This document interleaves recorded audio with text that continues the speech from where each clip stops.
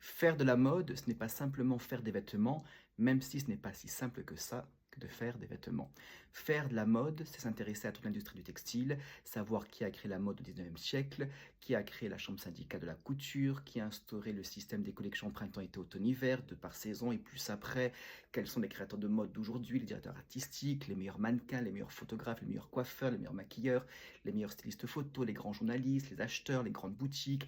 C'est s'intéresser à tout, mais également au mouvement au XXe siècle, de toutes ces décennies hallucinantes en termes de créativité de la belle époque, en passant par les années 20 jusqu'aux années 80, et cette puissance créative.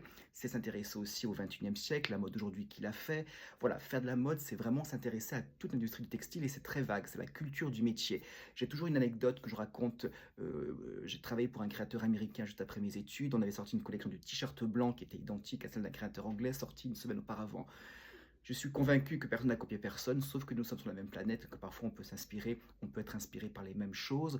Donc attention, la culture du métier consiste aussi, et ça c'est un plaisir, à regarder ce que font les autres, à voir la mode des autres, de manière aussi à la connaître, à l'apprécier, et puis c'est génial, et aussi pour ne pas la recopier. Donc la culture du métier, c'est tout ça, il faut tout connaître, le passé, le présent, on le construit, le futur va arriver, donc tout connaître pour pouvoir créer une nouvelle mode pour demain. À très bientôt.